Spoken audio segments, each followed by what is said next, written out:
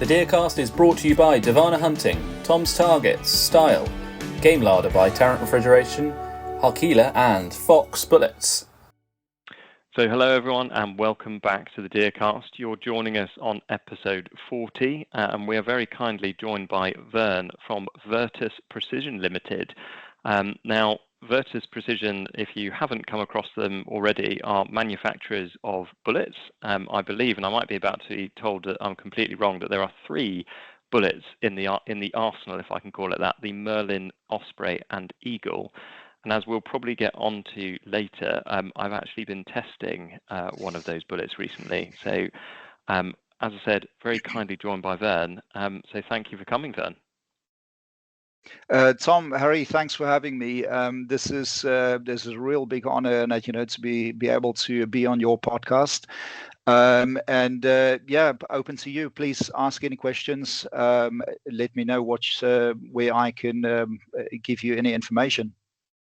Thank you, Vern. I think it would be really interesting because we've just spent the last sort of 10-15 minutes before we started recording quizzing you about your background, how you got into shooting, but our lovely listeners won't have been privy to that information. So do you want to just give them a little bit of background about yourself?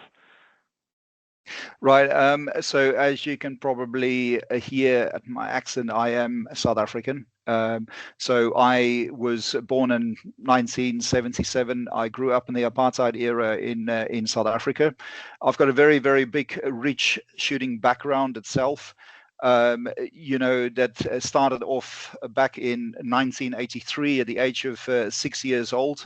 I can go through the years with you exactly what happened, but it's not only have I got a background in hunting itself in South Africa, but also high-end shooting itself. I was the first Fennel Scholar in 1995 as a top cadet shot in South Africa that came over to the UK to take part in the Imperial meeting. There's only one person or one cadet shot that came over. I was under the top 10 in the country for tutu shooting back in 1994.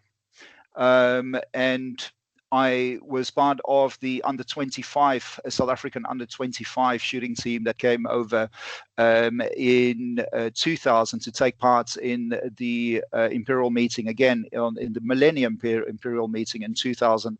And so I then joined the Armed Forces in 2001, the 12th of February 2001. A lot has happened from 2001 until now. Virtus Precision Limited actually started in 2020 when I went to my business partner called Martin Ollis from Divromatic. And basically, I went to him. I understand ballistics really well because this is what I do within my job. But I teach ballistics. I teach guys, and basically marksmanship and shooting and all of that. And I realized that there's going to be a big gap in the market. That's back in 2020. With regards to lead-free ammunition, I understand what the hunters need, what the deer stalkers need. It's very, very hard to make sure that we satisfy the needs of each and every hunter and that right or deer stalker. Everybody will have a different feel of what they need for, what sort of terminal performance they need. Anyhow, we then sat down. Martin Ollis is a high-end, a very, very high-end engineer. And I gave him the numbers. I gave him the calibers. I told him what bullet weights we're looking at, what stability factor numbers we need to achieve. And that's hugely important. So we spend time whereby we pay attention to detail a lot more than your other manufacturers, and not naming any names because this is not what it's all about. But some of the manufacturers, most of the manufacturers need high impact velocities for their projectiles to work. And therefore, if the ammunition or the the impact velocities drop below a certain impact velocity, I would say in the vicinity of about 2,400 feet per second, then the guys start getting shoot-throughs. Okay, and that's, you'll get the accuracy, that's not a problem, but you'll start get the shoot-throughs and that, right? And that was the issue that we actually seen, that I know from the start that we need the terminal performance first and then work our way back. Now, we went through 23 different prototypes, and we decided then on 3 different prototypes that went forward as the Virtus Eagle, the Virtus Merlin, and the Virtus Osprey. So that's how it came about in a nutshell, really. Sorry, I went down a rabbit hole there, but please ask any questions you need to know. There's no such thing as a rabbit hole on the Deercast, don't you worry. So as we both of us have kind of alluded to, you've got 3 different bullets: the Merlin, Osprey, and the Eagle. And again, for some of our listeners who may never have come across your lineup of bullets, why the 3 different bullets, and why, and how are they different? Okay, so if you look at the Eagle design, is not necessarily going to have the highest ballistic coefficient, but that particular bullet itself will have the highest sort of terminal performance. Our bullets is designed in a way whereby the three petals will break off from the bullets. So 3 of the bullets, or 3 of the petals, will break off from the projectile itself, okay, and then the shank will stay together.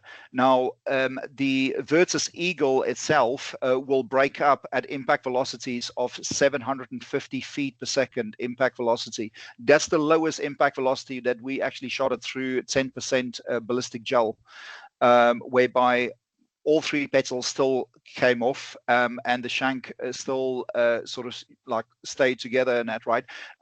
Now, the Eagle design is basically for the guys who's doing woodland stalking, who doesn't want their deer to run very far, and that, you know, they don't want to go and track the deer. Is the guys who's not worried about essentially about meat damage, because I am going to be honest with you, if you take the Virtus Eagle design and you shoot it at a heart-lung area, for instance, at very short range, it will cause a lot of damage. So it's ideally for the guys who want their deer on the ground very, very quickly, and also essentially for the guys in the parks and that, you know, who's doing head and neck shooting, who wants a maximum terminal performance.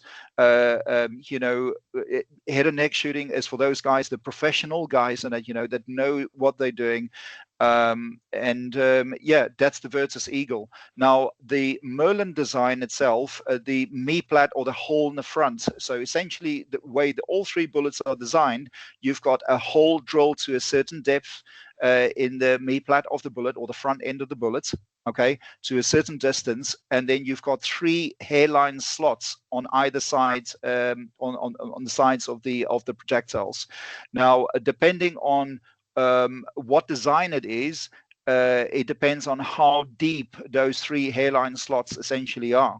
Okay, now with the Eagle, those hairline slots go quite deep, right? And so the petals is going to break off is going to be much bigger compared to the Virtus Osprey, for instance, who's got just smaller, much smaller petals and that, you know, breaking off. Now, again, the Virtus Merlin is for the guys who are shooting at much longer ranges, who still need the terminal performance. And we've actually taken a lot of deer up in Scotland with a particular design, the 155 grain Merlin from 308. I've actually got high-speed footage, you know, with a camera, and that, you know, that we actually measured it at 100 meters, 10% ballistic gel. And so the impact velocity is still high. It's just so the, you know, for the viewers to show them what is actually happening at short range.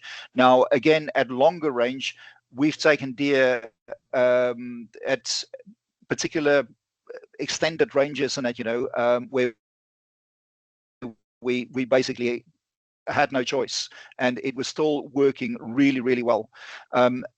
Again, if we then moved on to the Virtus Osprey itself, look, if you take the Virtus Merlin and the Osprey and you look at it side by side, it looks actually exactly the same. So if you do the low development, right, in the Merlin, and you go and shoot your deer and you find out, right, okay, this is a little bit too much for me, okay, all you do is you just switch over to the Osprey. You don't need to do any low development, okay, and your ballistic coefficient is going to be exactly the same, and your point of impact isn't going to change. Okay, the only thing is going to change is your terminal performance. So the guys who's, for instance, right, let's just go into a scenario. A guy goes up to Scotland, he wants to shoot red deer, and right, and he uses the Merlins, and the next week after that he comes down and he wants to use the same caliber and he wants to use that on Muntjac, right? So all he can do is he just load exactly the same projectile, but in the Osprey design, and his terminal performance is going to be a lot less. Okay, so he's not going to, at short range, on a Muntjac, which is a really, really small type of antelope in that, right? You're not going to get that excessive sort of damage itself.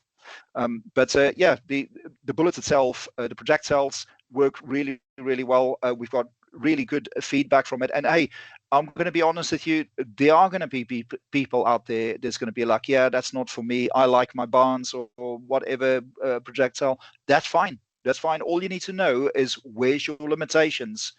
Okay. And then also, I would say British product. Why not? Why not British people use British products in that, right? And the other thing is as well, we are a company that listens. So if you don't like what you're seeing, we can change the design, right? And so we like feedback, even if it's negative feedback. Give us feedback. Just talk to us so that we can make it better. But I can tell you now, with regards to accuracy itself, we've paid particular attention to that. If we go into specific questions, I'll tell you why. So in a nutshell, that's about it, really.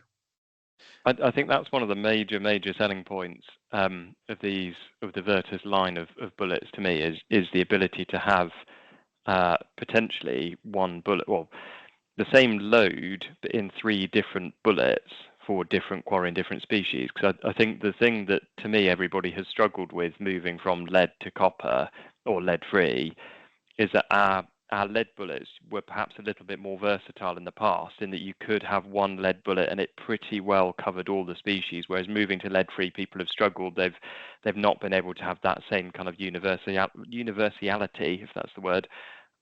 Whereas actually from your lineup, as you say, they could have the Eagle for the Muntjac, then have the Merlin for the Reds, and they can have the Osprey for something else. I think it was a major selling point. Yeah, it's also educating as people as well to make the correct choice when they take a bullet. So, for instance, if we go to the UK Stalking Show and or the British Shooting Show, we'll have people, and I'll go through a questionnaire. I know exactly how many bullets, what bullets they are on the websites and that, right, and what's going to work for them and what not. You'll have people who will be, well, why don't you have a heavier projectile for this particular caliber? I was like, look, we can make you any weight projectile, but you are not going to get the accuracy because we pay specific attention to the stability factor numbers. And that's a huge thing for accuracy in that, right? And so I'll first ask the question, what caliber it is. Then I'll ask the question, sort of, what's your twist rate of your barrel and what's the length of your barrel? Obviously, if the guy comes to me and he's like, right, I use a 308 16-inch barrel, and I've got a 1 in 12 twist instead of like a 1 in 10 or 1 in 9 twist, the alarm bell starts going off on that, right? Because immediately, if he's talking about a or if he's talking about a 16-inch barrel, that means he's going to lose a hell of a lot of muzzle velocity. So his impact velocity is going to come down as well, which means his terminal performance is going to come down. I also asked them what species of deer they shoot, what ranges do they shoot at, and I asked him, "Are you worried about meat damage?" And so in my head, I go, right, okay, I eliminate certain bullets and I go towards other projectiles and that, right, until we get to a definitive, right, this is the projectile you need, this is what you need to do.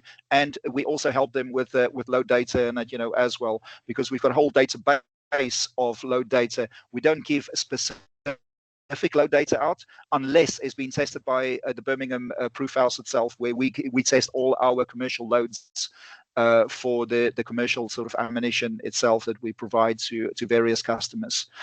So it's all about attention to detail, and a lot of times people will go on a website and they'll quickly just order something, but they do not exactly know what they ordering, if it makes sense. They make mistakes whereby they'll go, right, I want to go for the 155 grain Merlin, but I use a 16-inch, a 1 in 13 or 1 in 12 twist barrel in it. I was like, look, first of all, you're not going to get the terminal performance that you need, and you are not going to get the desired accuracy in it, because your stability factor numbers are going to go well below 1.5. Yeah. So, any other questions? Well, I was really curious, and just to wind back a little bit to the design of the bullet, because Tom and I have tested quite a few copper rounds now. I feel like we've seen a good spread of the market, and it seems like quite a lot of the copper, or non-toxic, I should say, bullet manufacturers have moved away from petals that detach from the. And I was just wondering what the sort of rationale behind that design decision was. Okay, so with regards to the 3 petals, now again, there's certain makes. Again, I'm not going to name who they are, because some of the people will be like, right, I don't like a bullet that comes apart. Now, yes, our bullets do come apart, but there's only 3 petals that breaks off, and then the shank stays together. But some of the other manufacturers will come apart completely, which will cause people, if they go for like a hard lung shot, then some of the petals might end up in the rumen as well. Now, if you take, for example, we have provided 1,000 rounds for the Elvedon estate, 6.5 Creedmoor rounds in it, right? And that was December last year. By April, I think it was March, April, when the UK Stalking Show was on, I spoke to one of the guys there, and I was like, how are you getting on with the rounds? He's like, this is phenomenal. We've taken over 700 red deer. Now, this is not what I said, that's what they said. And I was like, okay, well, give us feedback, like, if you got anything negative to say, and that, and I specifically asked them, look, have you got a problem with loads of deer whereby the petals will break off and go into the rumen? And he's like, yeah, it happened once or twice, and that, but you'll get that with lead as well if the shot is a little bit too far back. So some of the other designs again will impact, but then they will shatter, and pieces will go everywhere. Okay. Yes, ours will come apart as well. And what we found was that the terminal performance in it, is the humane kills that we've seen is pretty good in it, right? Because at the end of the day, is all about the welfare of the animal in that, right? So we have got within a specific group, like just before the podcast started, and that, we spoke about a specific group, and that specific group that I deer stalking with, probably about at least 50% of the guys there use the products and that, right? And they love it. Like, no, look, we are not perfect, okay, and so we are prepared to make it better, and that, as we go on, but we need feedback in that, right? And without feedback, we can't improve. But with regards to terminal performance, is definitely, in my opinion, I wouldn't even want to go back to lead in that, because I had such good results with it so far. So Vern, so what is it that the Merlin, Osprey, and Eagle are made from? Are they sort of traditional copper, or are they an alloy, or what are they made from? No, they are all made from a very, very pure copper. Now, again, you will never ever get a 100% copper. Speaking to Martin about this, people don't know it, but one of the top makes out there that everybody knows, which I'm not going to name, is got 3% lead in it. Okay, so if you want to go straight down the lead free, actually that particular brand has got 3% lead in it. Now I don't know if it's there for a reason. Ours has got 99.7 or 8. I can't remember. Martin will be able to tell you. And with regards to the copper itself, what people don't realize is we take it 1 or 2 steps further, whereby the copper will get chemically analyzed to make sure it's exactly the same hardness. So if you buy a projectile now or in 10 years, it is going to be exactly the same hardness of copper. So you'll get the same terminal performance, if it makes sense, every single time. Wow. And just for the sort of complete layman, because I've actually got absolutely no idea how it works. How do you go about manufacturing a copper bullet? So these copper projectiles are all lathe turned, and they are lathe turned on the highest end lathes that's available in the industry itself. Now, Martin Ollis from Diplomatic, he's got years and years and years of experience, and that used to work for General Dynamics and that, right? He's got his own company, and the machines that he uses is some of the best money can buy, really. So it's all lathe turned, and it's all manufactured. And then also, as the copper projectiles come off the line, they get inspected before we start with the packaging and that, So, and if by any chance one of the projectiles just get dropped, even if it's on a rubber mat and that, it just get discarded. And so the quality control and that, is you will open a box of the projectiles and you'll be like, yeah, this is the quality is incredible. And we're not just saying that, just because I'm one of the creators and that, of Virtus, but I enjoy loading really high-end projectiles and that.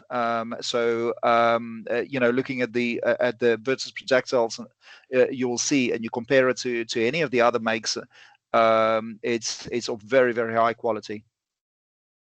I will back that up because I'm very lucky to have received a box of the Eagles, which I've tested on targets, and I've now re-zeroed one of my rifles, so I can go out and actually test it, hopefully on a fallow or two over the coming weeks. But they did arrive in absolutely pristine condition, unlike some other manufacturers, which I won't name, who we've tested in the past, where they sort of arrive in a bag, and half of them you have to discard because you think, well, they're all a bit too bent and dented because of transport.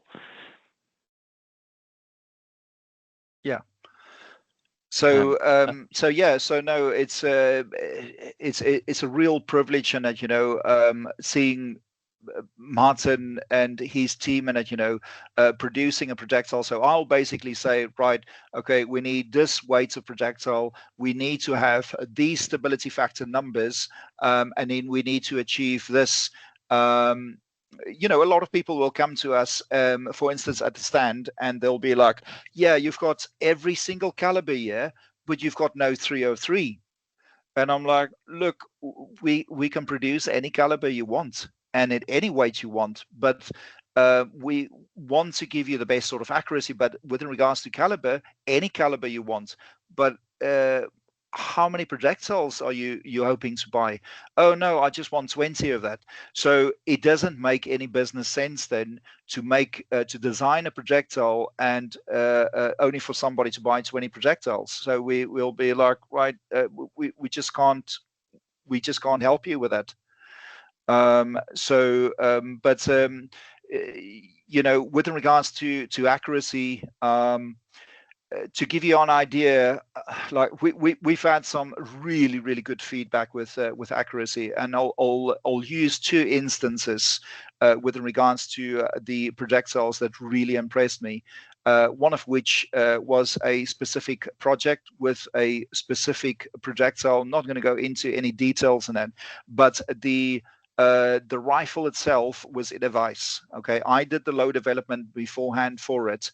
It was a specialist round, and look, this company is not just a one-trick pony.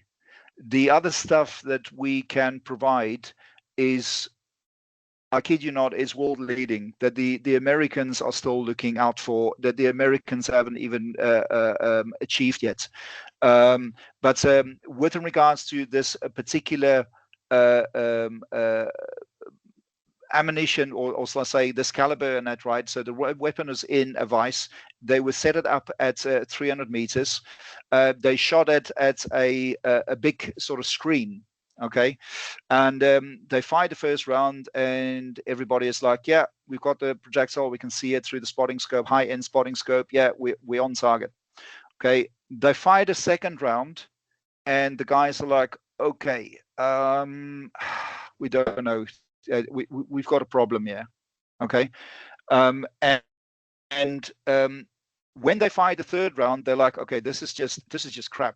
We're gonna have to go down, and we have to have a look what's going on. And as they walked down, all three rounds went through the same hole at 300 meters. Okay, with this particular caliber. Again, unfortunately, I can't go into detail of what exactly it was, but that's the one instance of the accuracy. The other one was also with a particular company, and that, right? Basically, what it was, it's a very high-end company in the States, very high up. Again, we're not going to go into any names here. It was for a semi-auto 6.5 Creedmoor. Okay, we had a meeting with the company, and the company wanted a particular projectile with a particular weight to get, lead-free sort of high-end projectiles, and that, so that they can do low development in it. Anyway, so we had the meeting on the Monday. The Tuesday we discussed it. On the Wednesday it was designed. Okay. The Wednesday, actually, I got a batch back and I was testing it. It was fine. At the same time, Martin sent it out to the States.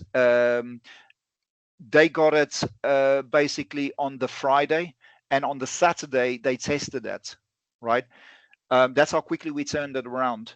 Now, a guy then went and he had a steel target at 940 yards. Okay. And he fired a 5-round group of 0.157 MOA for a 5-round group. Wow. For a semi-automatic weapon. We've got a picture of it anyway. Yeah, I mean, you can look at it and say, yeah, it's a flash in a pan or whatever.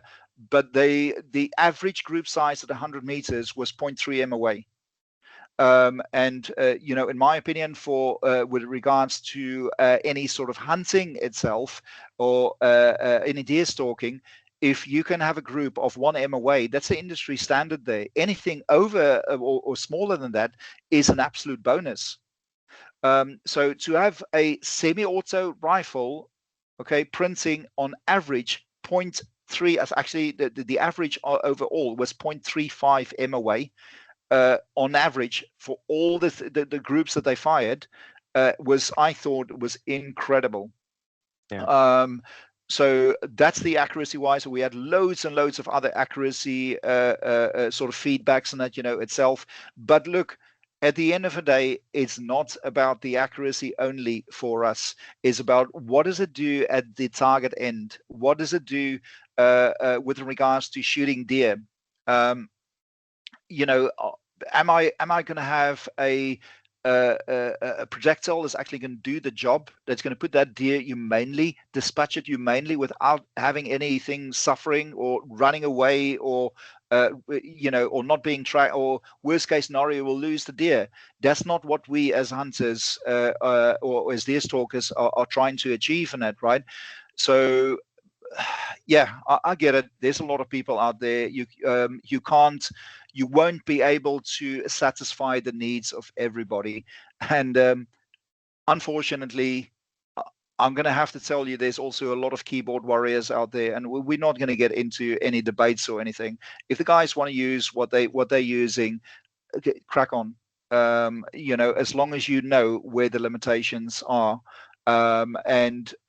If you go over those limitations within regards to impact velocities, you need to take the consequences. If you can't put a deer humanely on the ground very quickly. So that's my point of view of the whole thing. Amazing. So a question for you, because a friend and I were discussing this the other day, that both of us have had better, or feel like we've had better accuracy having gone to lead-free bullets compared to when we were using lead bullets, which might just be because we both become better shots. But we've also wondered whether it's because lead bullets were traditionally poured, whereas lead-free bullets are mostly copper that are carved out on a lathe. So whether that production method is more accurate.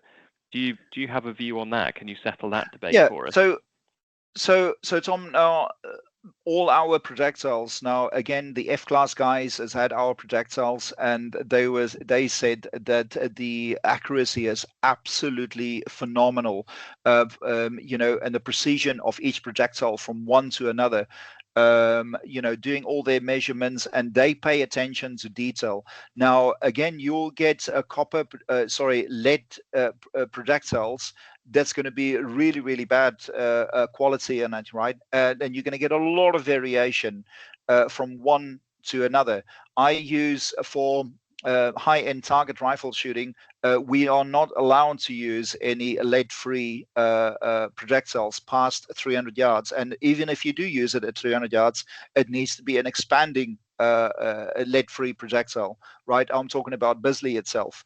And so, because we take part to ranges in target rifle out to 1,000 yards, and sometimes we push it out to 1,200 at some of the competitions, but mostly up to 1,000 yards, I have to buy the best that money can provide in it, right? And there is a particular brand in that, obviously not going to name it over the podcast itself, but that particular brand is absolutely phenomenal. In the World Championships last year in South Africa, the top 5 teams all used exactly the same type of projectile, exactly the same make, weight, and everything. And that's just testament to the manufacturer itself. So to answer your question, there's going to be a lot of companies out there. They cater maybe for guys who are shooting at like 100 meters, 200 meters or so, and further than that, they're not worried, essentially. And so they're not paying attention to detail. But yeah, there's going to be some quality control issues depending on how much money you want to spend on projectiles, right? So there's going to be limitations in what you actually buy. And I was just going to ask you, Vern, about how you go about selecting the grain weights for your bullets, because I was having a look on your website earlier, and it seems like you've got a real range between the different models you provide. And I was wondering, because it seems like a few of the ones that you are offering are slightly lighter in weight than some of the other bullet manufacturers out there. So I was wondering what the sort of what the rationale behind that was. Okay, so that is a good question. Right in the beginning, remember when I said that the stability factor number is such an important aspect in it, with regards to when you go lead free, when you are looking for accuracy. Now, a stability factor number, you need to have it above 1.5. However, twist rate, altitude, and temperature, those 3 affect the stability of a projectile immensely. you can argue and say, yeah, but muzzle velocity as well. But yes, in essence, muzzle velocity, higher muzzle velocity will also give you a little bit more stability, but not nearly. The numbers almost don't even change just with muzzle velocity. So right in the beginning, when we first started off, we were aiming for a stability factor of 2.0. There was a reason for that, and the reason basically was to shoot at longer distances, and that, to increase that gyroscopic stability for longer distance shooting, and that. But we realized that, hey, maybe this isn't the right way forward, because if you go up in your stability factor number, you need to come down in your weight. If you come down in your weight, the ballistic coefficient will also go down, because then you will have a much lower ballistic coefficient, essentially. Now, with regards to ballistic coefficient, ballistic coefficient doesn't matter within the first 250 meters or so. It's only after that where ballistic coefficient really starts to matter. Now, to come back to your question about weight itself, now if you look, for instance, the 243, okay, your traditional 243 is a 1 in 10 twist. And everybody, when this lead band came in, everybody is just like, right, okay, we've got a problem here. We're going to have to rebarrel to a 308, because it's obviously got the same bolt face and that, right? It's the same diameter. So either 308 or, like everybody, is going with 6.5 Creedmoor. Very well sold by Hornady, designed in 2007. But anyway, so they wanted to move away from 243 because they had this 1 in 10 twist. Now, what we did at Virtus, we looked at the prevalent twist rates of a caliber, like for instance 243, and we'll be like, right, okay, 243, 1 in 10. Okay, so we've got a 1 in 10 twist. So what muzzle velocities are we looking at? Right, okay, we're looking at these muzzle velocities.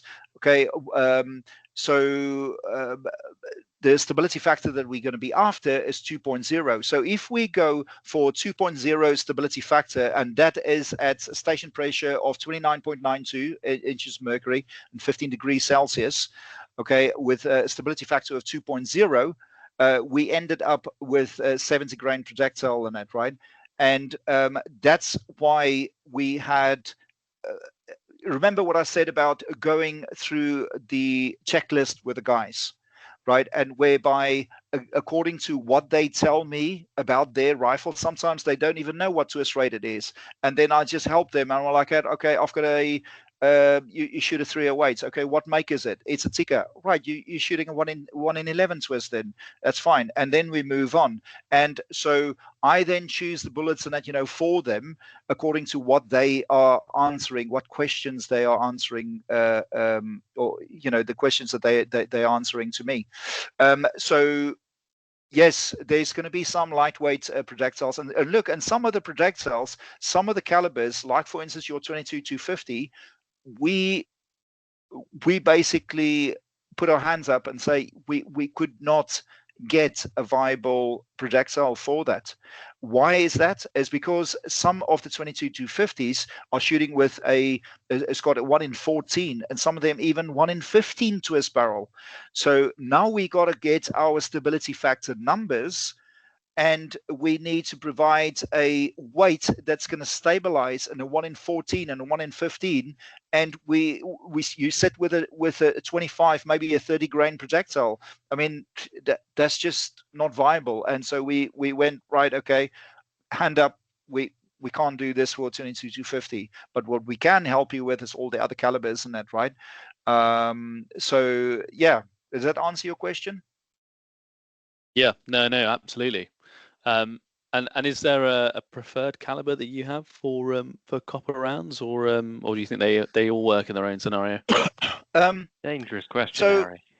So yeah, I mean, there's going to be, and you need to be careful how you answer this question, because you go up north to Scotland and everybody shoots a 270.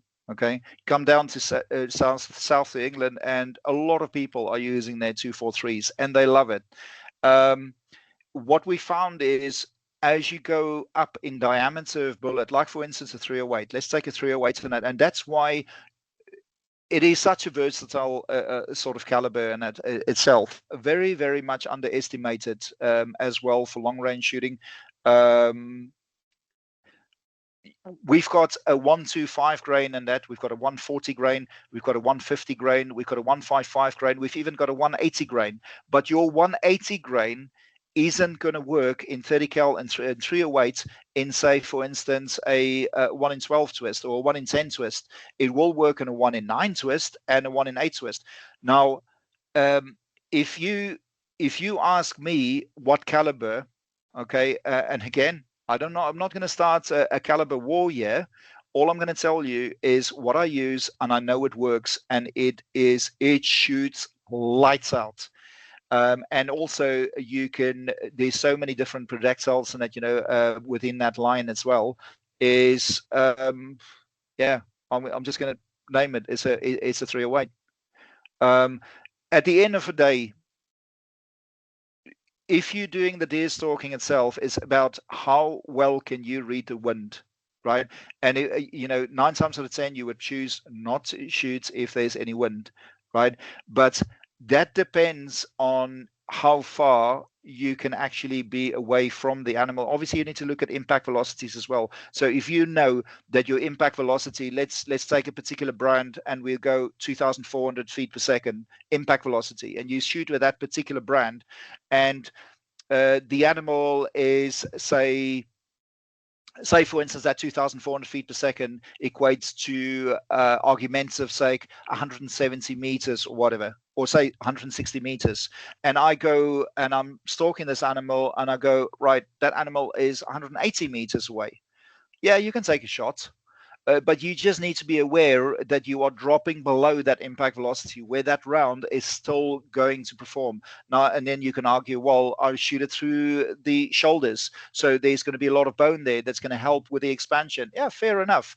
But at the end of the day, you still need that high impact velocity. And as I'm trying to be an ethical hunter as much as I possibly can.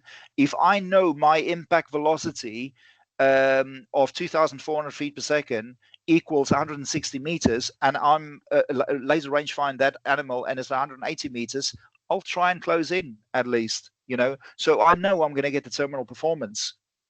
If that makes sense, right? Because I know I want to make that projectile to expand or to do its thing, and that at the animal side, and that, right, and get it humanely and dispatch it humanely, and that, right. So that's my sort of feedback, and that, right. I would say 20-inch. You don't need any longer. 20-inch. Okay, 1 in 9 twist, and you use the 155 grain Merlins in 308, it shoots lights out.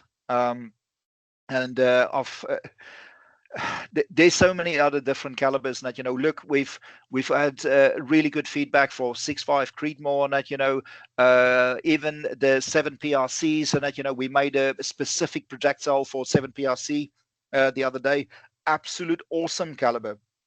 Has taken the States by storm, and I know at least 3 people in the UK has got 7 PRCs, and that, right.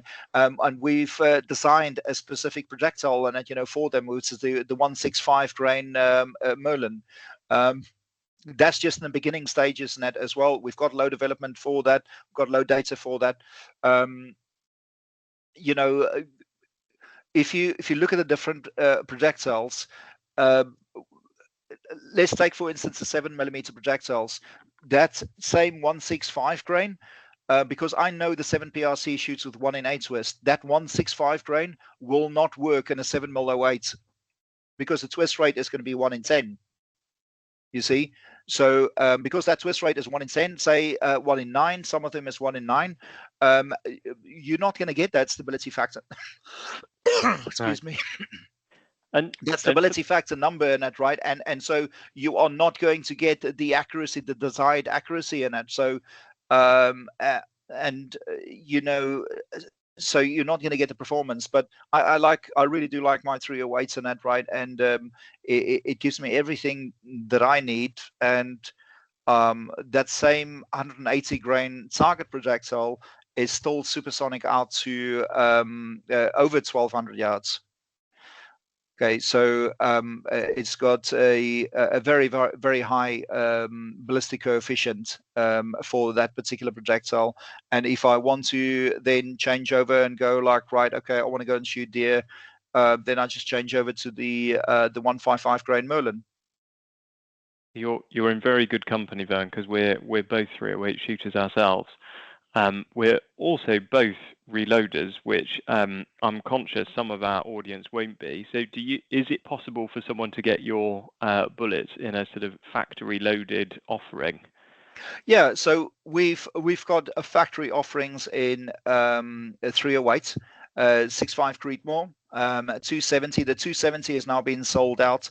65 Creedmoor is sold out. We have got some factory offerings in 308 still left. We've got all the components and that good to go, ready to go for a 243. We just not had the demand yet. People are just not asking for it, but it's there. It's good to go. We've tested the load at the Birmingham Proof House. We just waiting on people. Do you want it or not? And we can produce it. So yeah, it's in a nutshell, yes, we do, and our prices are also very, very competitive, because at the end of the day, if we sell it then to a to another company, they want to make their cuts out of it as well, which means the end user is then going to have to pay more for the ammunition. Now, what we've done in the past is that excuse me, what we've done in the past, we have used premium components in it, right? So the 270, for instance, we had Norma brass, we had Vitivori propellants, we had Federal Gold match primers itself. On the 65 Creedmoor, we had Lapua brass, small rifle primer. We had large rifle primer, and on 308. What we are trying to do now is because the Lapua brass got so expensive, we're trying to keep the price down for the consumers, and therefore we're like, okay, it's all good and well, you use all the premium components for the projectiles, but is it really going to make a difference if the deer has only been taken 90% of the deer has been taken inside 200 meters with a Lapua case? And the answer is no. So therefore, we are looking at Hornady and all sorts, so that cost half the price, so that we can come down with our prices and that, right, and give the best possible price to the consumers. I'm a shooter, I'm a hunter, I'm a marksman, and I want everybody to shoot. I want them to enjoy it, and but there's certain aspects that does not matter. Right, and people think that if they buy the most expensive, it's going to be the best thing since sliced bread, and that. I'm sorry, but some of it will be wrong. Really, the most expensive is not necessarily the best. So we are looking at doing low developments in that, right, in the Hornady brass from now on. And there's a specific 270 projectile that we've just produced, which is a 120 grain Eagle design, and it's more so for the guys up in Scotland, because everybody is moaning about the 270, and we want to give them the best possible terminal performance. It's now in testing first. And we are busy with the low development, and then we'll shoot it through gel first, and then carefully assess that we're on the right path before we make it known to everybody about this 270 sort of round. But it's more so centered around the Scottish gamekeepers and that, right, and to help those guys to make the right decision, and that, because they're not going to change their 270s for 308s. You talk about any Scotsman out there, they hate a 308. Like I said, I've got access to pretty much the northern parts of the whole of Isle of Skye and that, right? And everybody out there, I would say 95% of them are all 270, and you cannot change their minds into any other caliber. 270 is the way to go. And then you talk to another bunch of people, and then they'll say something different. Another bunch, they'll say something different. But hey, look, I'm quite happy with my 308s, and you know, I just came back from South Africa. The whole of my, or some of my family members, and that, you know, are you know, professional hunters and that, you know, and outfitters, and I had a phenomenal time out there with my son, and we did some really good shooting, and you know, we've taken some really good animals and that, you know, out there. And I had, obviously, I've got, there's always going to be a better caliber out there. There's always going to be something better, but 308 for me, it's you know, what I know, and I know it well, and you know, that works for me within the ranges that we actually do our deer stalking at.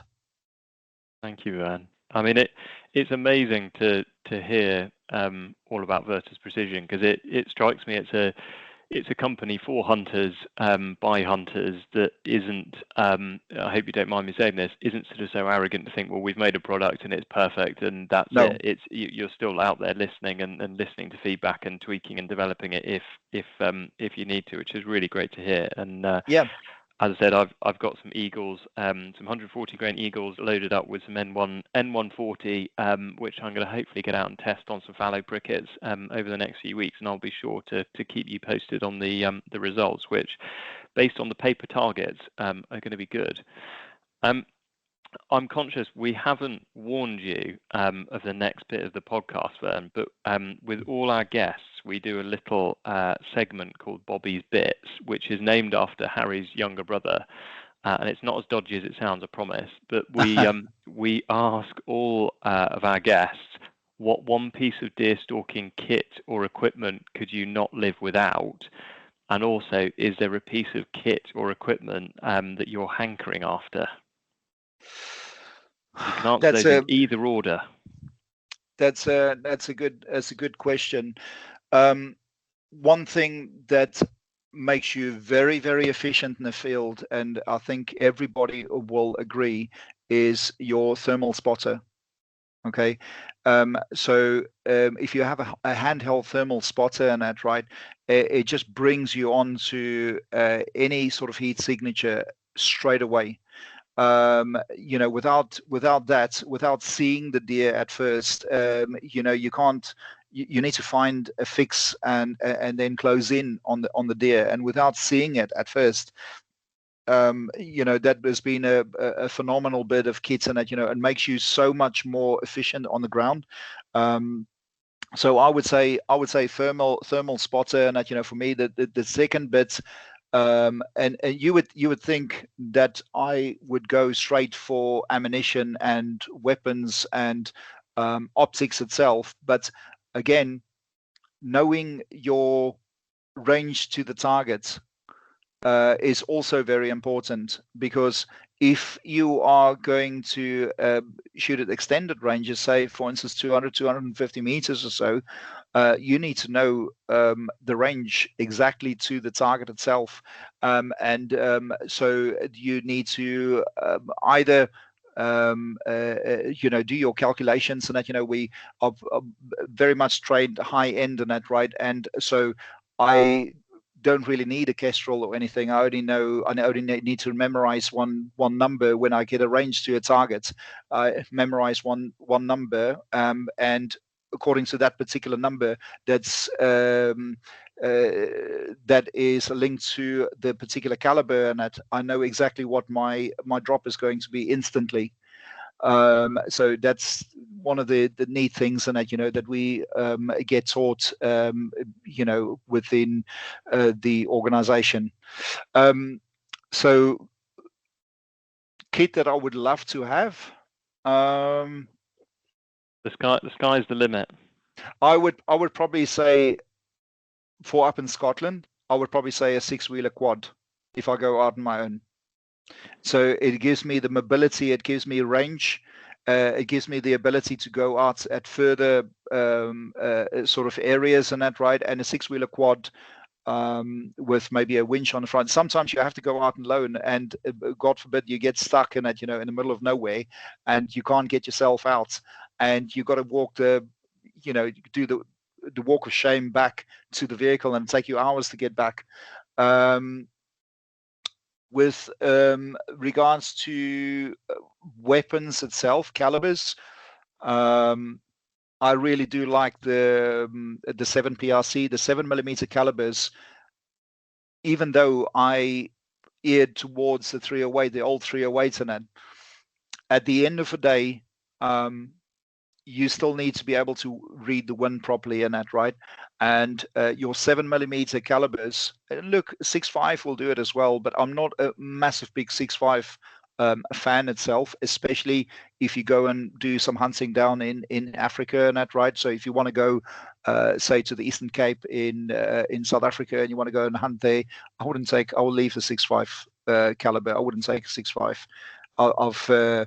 I've seen too many things that will go wrong with a 6.5 caliber. For me, a 7mm caliber, and that, but a decent 7mm caliber, like a 7 PRC, I would probably try and put in for a variation, and that, in the future, for a 7 PRC.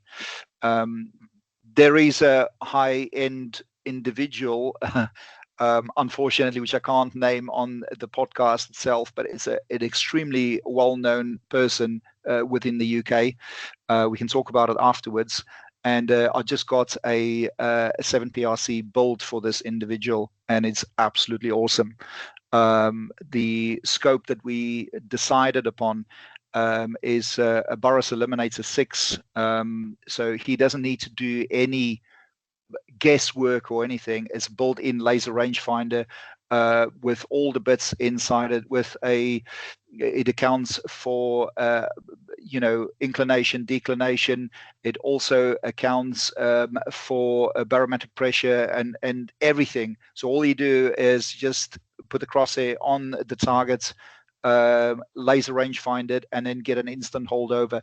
Now again, we are not pushing the guys to shoot at range at animals. That's not what I'm saying here. But we do a lot of steel shooting work, and that, with this individual as well. And it's just for enjoyment, and that, really shooting at steel. But if he then needs to take a shot, an ethical shot at an animal, he knows if he's going to be shooting it with that 7 PRC, that it will do the job properly. So yeah, the rest of the stuff, I pretty much got everything that I need. But those are the stuff that basically came to mind. I haven't, for instance, the 6-wheeler quad. I would love to have a 6-wheeler quad.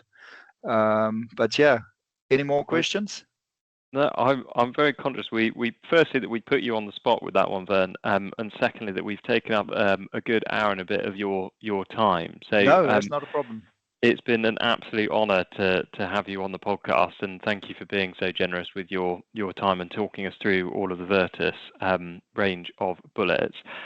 We will be doing some YouTube videos in due course for anybody that's interested in how we're getting on with the Eagle bullets, so stay tuned for those. We will include a link to the Virtus Precision website in the description for this podcast. So if you've been listening to that and you're tempted to go out and buy some, then check out the description. You'll be able to find where to buy them from there. So all that leaves me to do is to say thank you very much, Vern. Thank you for joining us. Tom, Harry, thank you for having me. It's the honor is mine. It's been a real privilege to be able to be part of your podcast. And like I said, our company isn't perfect. I know it, but we want people to go out there, enjoy the shoot, the shooting itself, and if there's anything that they are not happy with or anything that we can improve, talk to us. Let us know what is it that bothers them. What is it that isn't working or whatever. I've got a lot of experience in it, with regards to any sort of marksmanship and shooting and ballistics and all of that. And I'm here to help. I'm not here to say, hey, I know everything, because I don't. You need to be humble in this game, and that's what I'm trying to be. Thank you very much, Vern. Thank you very much, Vern. No worries.